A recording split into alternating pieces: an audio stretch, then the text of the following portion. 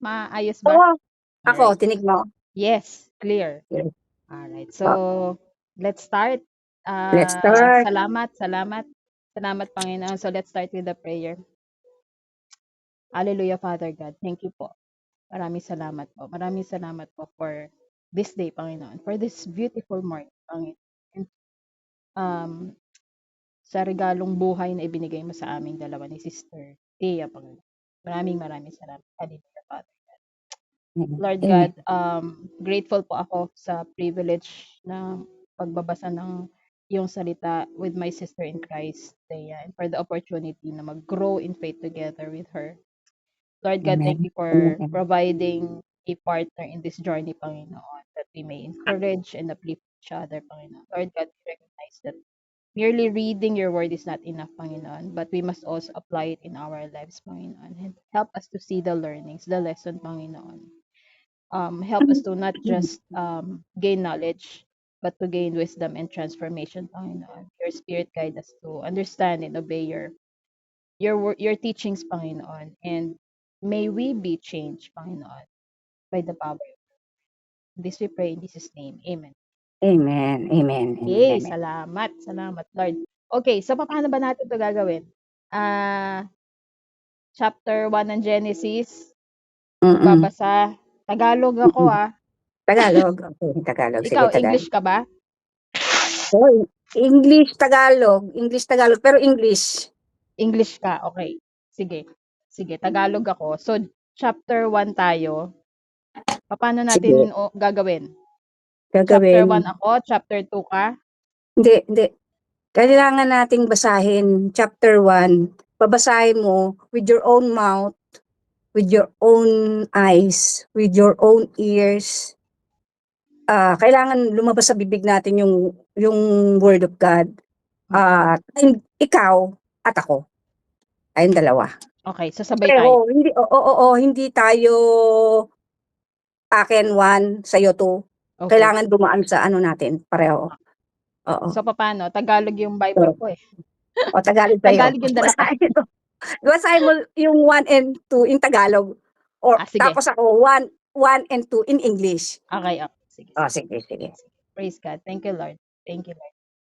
Alright, Genesis 1, chapter 1, ang kasaysayan ng paglikha. Verse 1, nang simulang likhain ng Diyos ang lupa at ang langit. Teka lang, sisa. Anong Okay. yan, version, sister? Mabibitag siguro to, MBBitag. Magandang balita, Biblia. Gusto ko to kasi malaki yung font. Oo, tama. Sige, okay. So, verse 1, nang simulang likhain ng Diyos ang lupa at ang langit. Ang lupa ay wala pang hugis o anyo. Dilim ang bumabalot sa kalaliman at umiihip ang malakas na hangin sa ibabaw ng tubig. Sinabi ng Diyos, magkaroon ng liwanag, at nagkaroon nga. Nasiyahan ng Diyos nang ito'y mamasdan. Pinagbukod niya ang liwanag at ang dilim. Ang liwanag ay tinawag niyang araw at ang dilim naman ay tinawag na gabi. Dumaan ang gabi at sumapit ang umaga. Iyon ang unang araw. Verse 6, sinabi ng Diyos, magkaroon ng kalawakang maghahati sa tubig upang ito'y magkahiwalay. At nangyari ito, ginawa ng Diyos ang kalawakan na pumagitan sa tubig na nasa itaas at nasa ibaba. Langit ang itinawag niya sa kalawakan. Dumaan ang gabi at sumapit ang umaga, iyon ang ikalawang araw. Sinabi ng Diyos, magsama sa isang dako ang tubig sa silong ng langit upang lumitaw ang lupa. At ito'y nangyari. Ang lupa ay tinawag niyang daigdig at karagatan naman ang nagsasama-samang tubig. Nasiyan siya nang ito'y mamasdan. Pagkatapos sinabi ng Diyos, magkaroon sa lupa ng lahat ng uri ng halamang namumunga at nagbubutil. At nangyari ito. Tumubo nga sa lupa ang gayong mga halaman. Nasiyan siya sa kanyang ginawa nang ito'y mamasdan. Dumaan ang gabi at sumapit ang umaga. Iyon ang ikatlong araw. Sinabi pa ng Diyos magkaroon ng mga tanglaw sa langit para mabukod ang araw sa gabi. Ito ang magiging batayan sa bilang ng mga araw, taon at kapistahan. Mula sa langit, Ang mga ito'y magsasabog ng liwanag sa daigdig. At gayon nga ang nangyari. Nilikha ng Diyos ang dalawang malaking tanglaw, ang araw upang tumanglaw sa maghapon at ang buwan upang magbigay liwanag kung gabi. Nilikha rin niya ang mga bituin. Inilagay niya sa langit ang mga tanglaw na ito upang magsabog ng liwanag sa daigdig. Tumanglaw kung araw o gabi at magbukod sa liwanag at dilim.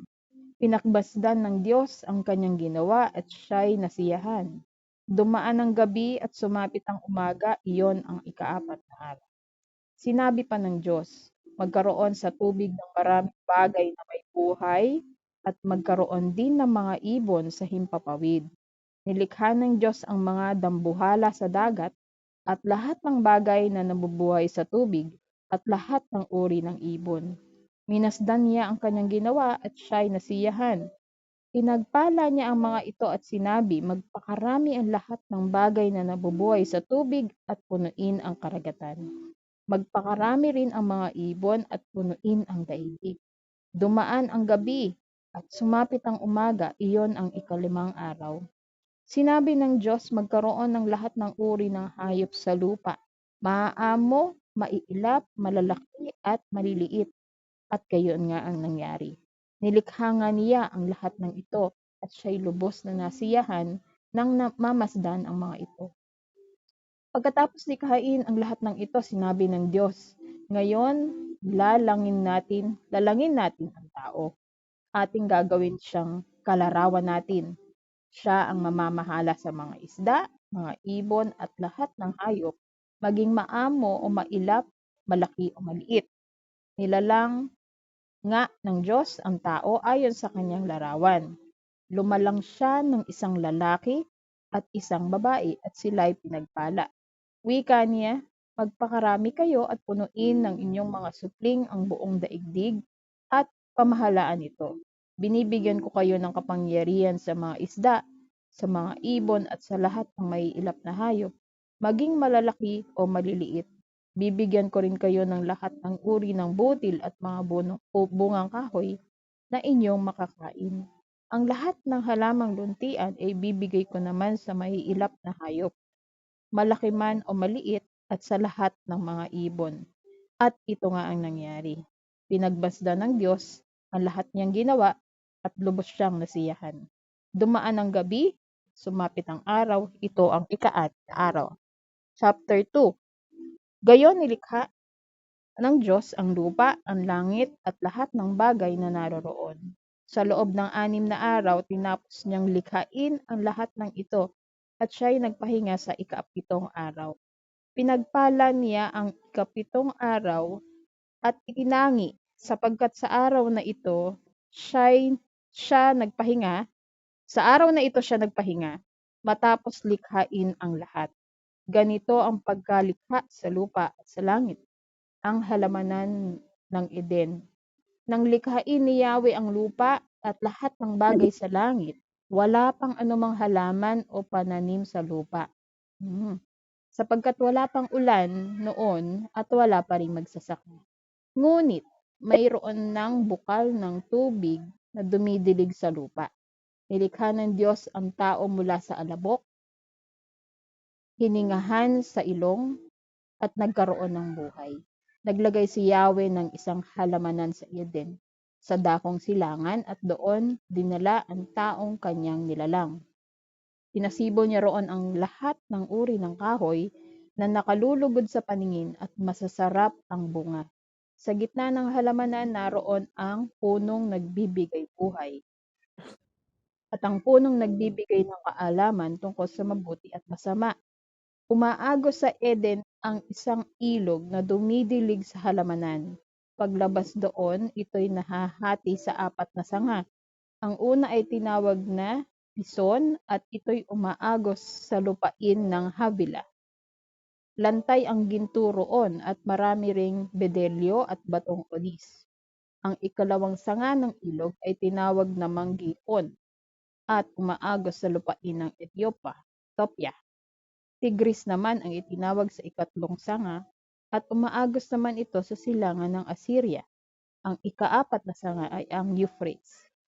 Nilagay ni Yahweh ang tao sa halamanan ng Eden upang ito'y pangalagaan at pagyamanin. Sinabi niya sa tao, makakain mo ang alinmang bungang kahoy sa halamanan, maliban sa bunga ng punong kahoy na nagbibigay ng kaalaman tungkol sa mabuti at masama.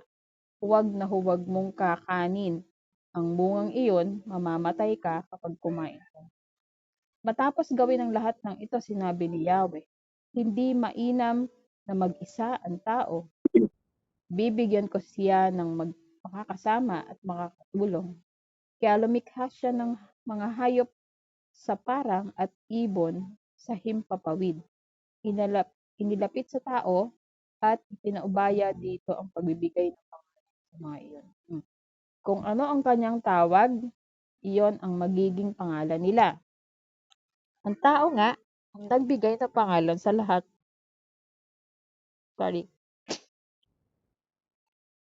Okay, ang tao nga ang nagbigay ng pangalan sa lahat ng ibon at mga hayop, maging maamo o mailap.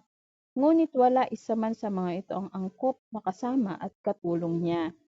Kaya't pinatulog ni Yahweh ang tao, samantalang nahihimbing, kinuha niya ang isang tadyang nito at pinaghilom ang laman sa tapat niyon.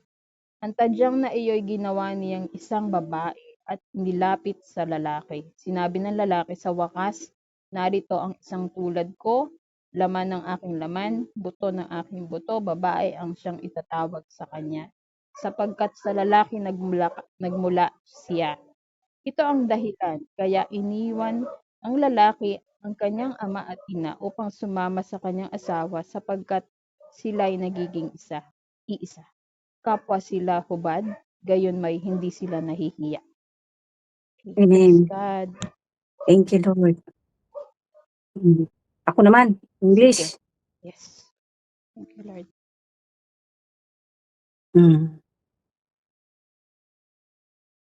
In the beginning, King James Version, verse 1, in the beginning, God created the heaven and the earth. And the earth was without form and void, and darkness was upon the face of the deep. And the Spirit of God moved upon the face of the waters. And God said, let there be light. And there was light. And God saw the light, that it was good. And God divided the light from the darkness. And God called the light day, and the darkness he called night. And the evening and the morning were the first day. And God said, let there be a firmament in the midst of the water, and let it divide the waters from the waters.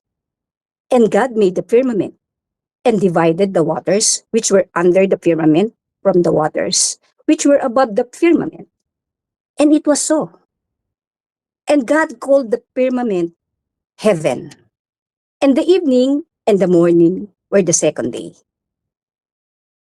And God said, let the waters under the heaven be gathered together unto one place, and let the dry land appear. And it was so. And God called the dry land earth. And the gathering together of the waters called he seas. And God saw that it was good.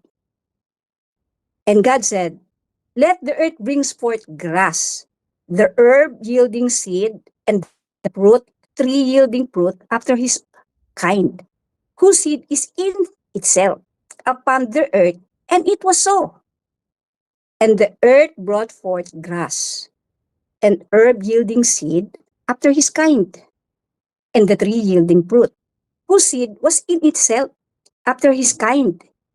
And God saw that it was good. And the evening and the morning were the third day. And God said, let there be lights in the firmament of the heaven to divide the day from the night. And let them be for signs, and for seasons, and for days, and years.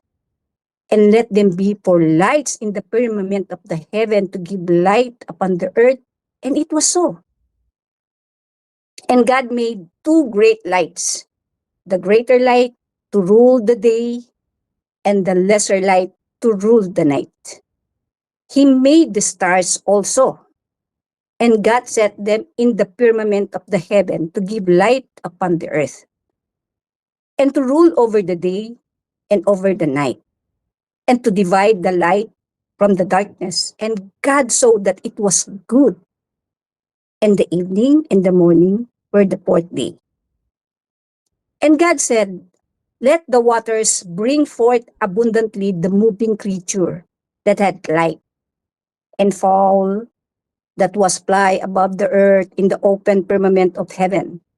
And God created whales and every living creature that moveth, which the waters brought forth abundantly after their kind, and every winged fowl after his kind. And God saw that it was good. And God blessed them, saying, be fruitful and multiply, and fill the waters in the seas, and let fowl multiply in the earth. And the evening and the morning were the fifth day. And God said, let the earth bring forth the living creature after his kind, cattle and creeping things and beasts of the earth after his kind. And it was so. And God made the beasts of the earth after his kind, and cattle after their kind, and everything that creepeth upon the earth after his kind. And God saw that it was good. And God said, let us make man in our image, after our likeness, and let them have dominion over the fish of the sea, and over the fowl of the air, and over the cattle, and over all the earth, and over every creeping thing that creepeth upon the earth. So God created man in his own image. In the image of God created he him, male and female created he them. And God blessed them. And God said unto them, be fruitful and multiply and replenish the earth and subdue it, and have dominion over the fish of the sea, and over the fowl of the air, and over every living thing that moveth upon the earth. And God said, behold, I have given you every herb bearing seed, which is upon the face of all the earth, and every tree, in the which is the fruit of the tree yielding seed. To you it shall be for meat, and to every beast of the earth, and to every fowl of the air, and to everything that creepeth upon the earth, wherein there is life, I have given every herb of for meat. And it was so. And God saw everything that he had made, and behold, it was very good. And the evening and the morning were the sixth day. Chapter 2. Thus the heavens and the earth were finished, and all the host of them. And on the seventh day God ended his work which he had made, and he rested on the seventh day from all his work which he had made. And God blessed the seventh day and sanctified it, because that in it he had rested from all his work which God created and made. These are the generations of the heavens and of the earth when they were created, in the day that the Lord God made the earth and the heavens, and every plant of the field before it was in the earth, and every herb of the field before it grew. For the Lord God had not caused it to rain upon the earth, and there was not a man to till the ground. But there went up a mist from the earth, and watered the whole face of the ground. And the Lord God formed man of the dust of the ground, and breathed into his nostrils the breath of life, and man became a living soul. And the Lord God planted a garden eastward in Eden, and there he put the man whom he had formed. And out of the ground made the Lord God to grow every tree that is pleasant to the sight, and good for food. The tree of life also in the midst of the garden, and the tree of knowledge of good and evil. And a river went out of Eden to water the garden. And from thence it was parted, and became into four heads. The name of the first is Pison. Is it which compasseth the whole land of Havilah, where there is gold, and the gold of that land is good. There is bdellium and the onyx stone, and the name of the second river is Gihon. The same is it that compasseth the whole land of Ethiopia. And the name of the third river is Hiddekel. That is it which goeth toward the east of Assyria, and the fourth river is Euphrates. And the Lord God took the man and put him into the garden of Eden to dress it and to keep it. And the Lord God commanded the man, saying, of every tree of the garden thou mayest freely eat, but of the tree of the knowledge of good and evil thou shalt not eat of it. For in the day that thou eatest thereof, thou shalt surely die. And the Lord God said, it is not good that the man should be alone. I will make him an help meet for him. And out of the ground the Lord God formed every beast of the field and every fowl of the air, and brought them unto Adam to see what he would call them. And whatsoever Adam called every living creature, that was the name thereof. And Adam gave names to all cattle, and to the fowl of the air, and to every beast of the field. But for Adam there was not found an help meet for him. And the Lord God caused a deep sleep to fall upon Adam. And he slept, and he took one of his ribs, and closed up the flesh instead thereof. And the rib which the Lord God had taken from man made he a woman, and brought her unto the man. And Adam said, this is now bone of my bones, and flesh of my flesh. She shall be called woman, because she was taken out of man. Therefore shall a man leave his father and his mother, and shall cleave unto his wife, and they shall be one flesh. And they were both naked, the man and his wife, and were not ashamed. Amen. Amen. Amen. Okay. So, Matthew chapter 1. Yes. Okay, talaan ng mga angkang pinagmulan ni Jesucristo. Verse Amen. 1. Ito ang lahi ni Jesucristo na mula sa angkan ni David, na mula naman sa lahi ni Abraham. Si Abraham ang ama ni Isaac. Si Isaac ang ama ni Jacob, na ama ni Juda at ng kanyang mga kapatid. Naging anak naman ni Juda kay Tamar sina Fares at Zara. Si Fares ang ama ni Esrom, at si Esrom ang ama ni Aram. Si Aram ang ama ni Aminadab. Si Aminadab ang ama ni Naason, na ama naman ni Salmon. Naging anak ni Salmon kay Rehab si Boaz, at naging anak naman ni Boaz kay Ruth si Obed. Si Obed ang ama ni Jesse, na ama ni Haring David. Naging anak ni David si Solomon sa dating asawa ni Urias. Si Solomon naman ang ama ni Roboam. Si Roboam ang ama ni Abias, at si Abias ang ama ni Asa. Si Asa ang ama ni Josaphat, at si Josaphat ang ama ni Joram, na siya namang ama ni Ozias. Itong si Ozias ay ama ni Jotham, na ama ni Akaz, at si Akaz ang ama ni Ezekias. Si Ezekias ang ama ni Manases, at si Manases ang ama ni Amos, na ama naman ni Josias. Si Josias ang ama ni Jeconias at ng kanyang mga kapatid, panahon noon ng pagkakatapon ng mga Israelita sa Babylonia. Matapos ang pagkakatapon sa Babylonia, naging anak ni Jeconias si Salatiel, na ama ni Zorobabel.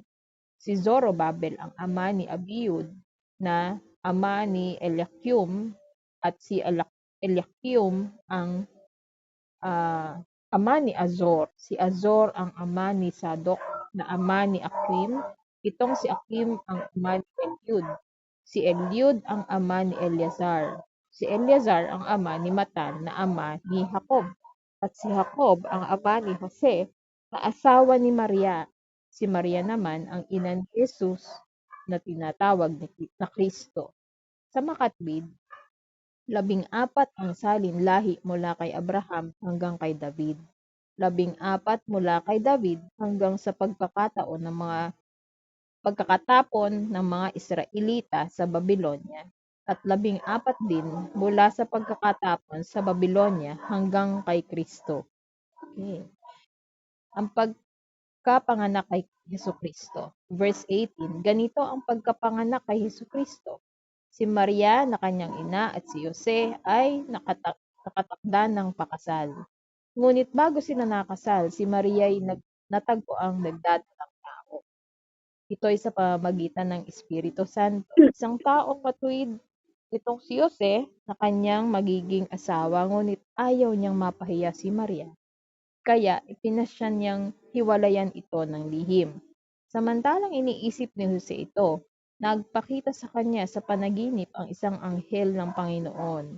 Sabi nito sa kanya, Jose, anak ni David, huwag kang matakot na tuluyang pakasalan si Maria, sapagkat siya'y naglihi sa pamamagitan ng Espiritu Santo. Manganganak siya ng isang lalaki at ito'y pangangalan mong Jesus, sapagkat siya ang magliligtas sa kanyang bayan sa kanilang mga kasalanan.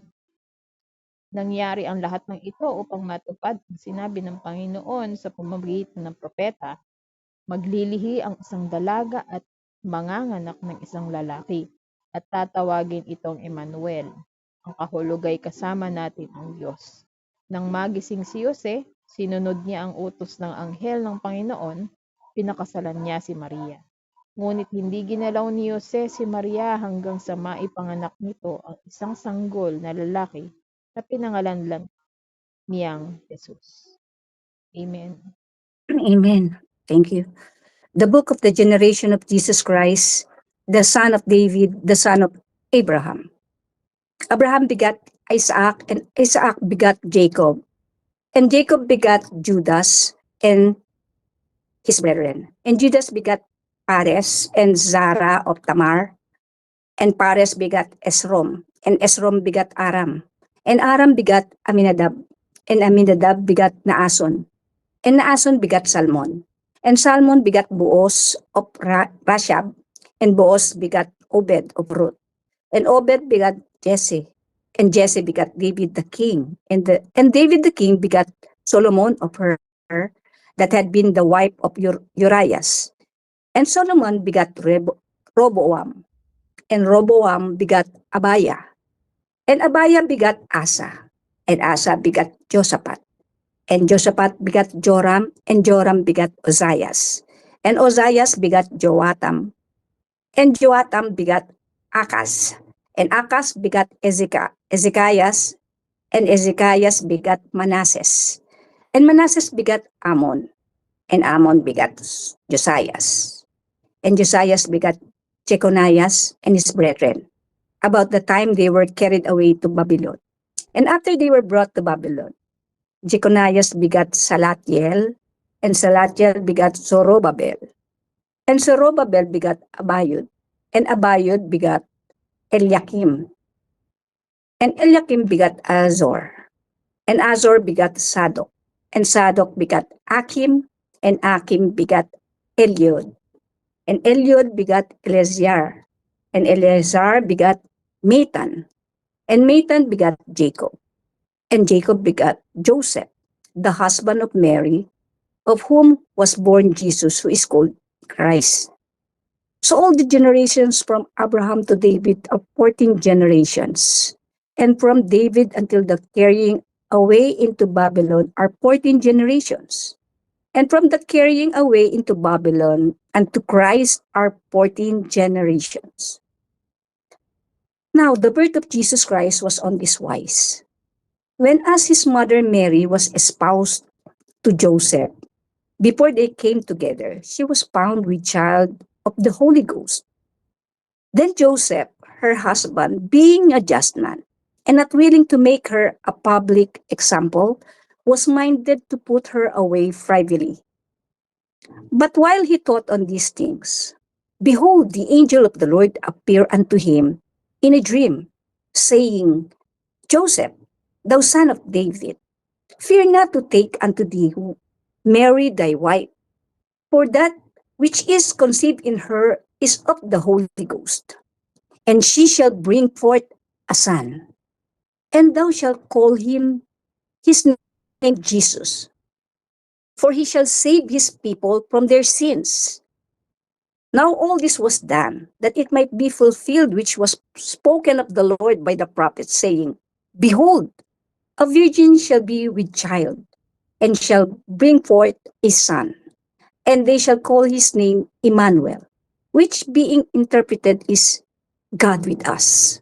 Then Joseph, being raised from sleep, did as the angel of the Lord had bidden him, and took unto his wife, and knew her not till she had brought forth her firstborn son, and he called his name Jesus. Amen. Amen. Okay, thank you. Amen. Amen. Salamat. Opo, thank you. Alright. So, So, so sa tingin mo, tama na ba yung ating dalawang, yun, ganun. Parang, ang nakalagay kasi doon, dalawang chapter. So, makukover natin yung whole Bible 1 year. sige.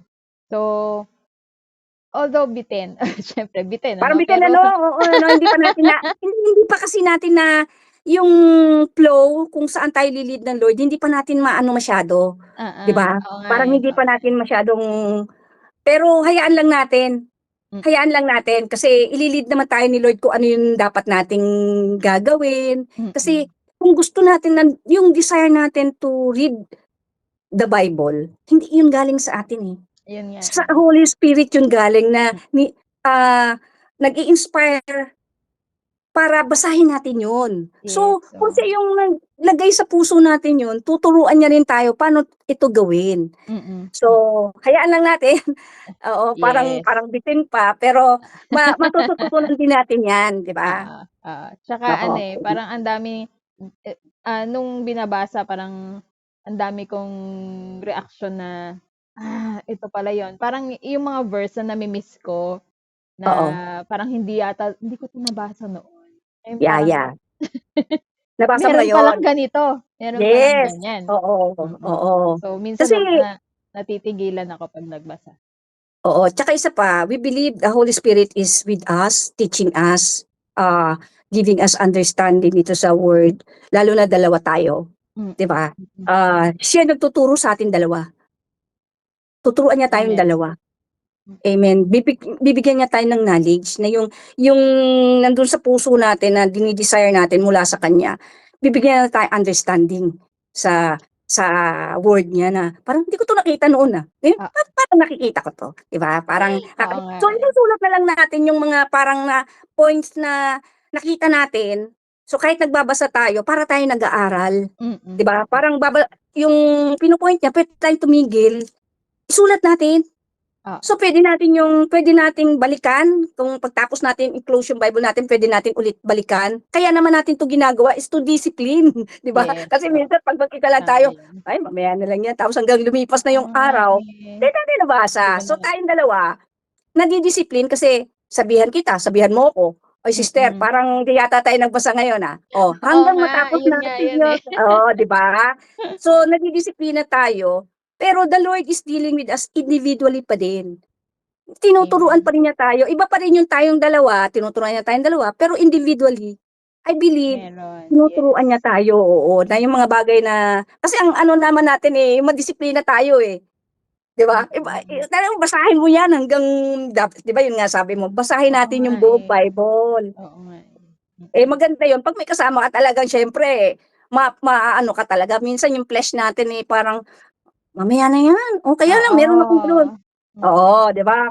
Pero 'pag meron tayong kasama, aba, kailangan merong mag-e-encourage sa akin 'pag natatamad ako o kaya Oo, na pa-busy-busy, kaya merong magsasabi sa'kin, oo, 'di ba? Sa akin mm. din gano'n. So, we believe na, maraming revelation ng Lord sa atin. We will grow as He desire, was in our heart na sa Kanya galing. Ako Mm. rin marami akong nabasa sabi ko, "Uy, Nabasa ko na 'to pero parang meron pa akong nakikita, meron pang sinasabi si Lord. So, sige lang, tigil lang tayo, sandali muna ha, meron muna akong susulat, puwede naman tayong gano'n, 'di ba?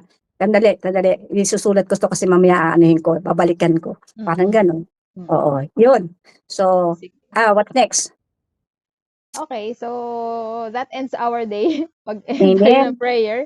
Pero Oo, 'yan, siguro kung meron man tayong babalikan, i-share din natin sa isa't isa do'n sa GC natin, yung sa chat oo. natin. Para Okey, okey. or kung meron akong tanong, puwede kitang tanungin. Yes, kung ako rin may tanong, Pero tanungin kita. Oo, tama. amen. Oo, thank you Jesus Thank sa you, time Lord. na ito na binigay mo rin si Mimel as my Bible reading partner. Thank you Lord kasi, yung desire niya, the same din ang desire ko to know you Lord, to learn of you. Yes. Thank you Father. We are not worthy pero tinatawag mo kami to know you. Yes. We are fellowship with us. Salamat Lord. Yes, Lord. Thank you Father God. In the name of the Lord Jesus Christ. We praise you. Amen, amen, Lord. You're worthy, Lord. You're worthy. Hallelujah. Yes. Sabi mo nga, we're not, binigyan tayo ng pribilehiyo. And this is pribilehiyo lang. Thank you, Father. In the name of the Lord. Amen. Yes. Amen. Amen. Amen. Okay, thank you. Tomorrow. See you Bye. tomorrow. Tomorrow. Bye. Bye. God bless. God bless.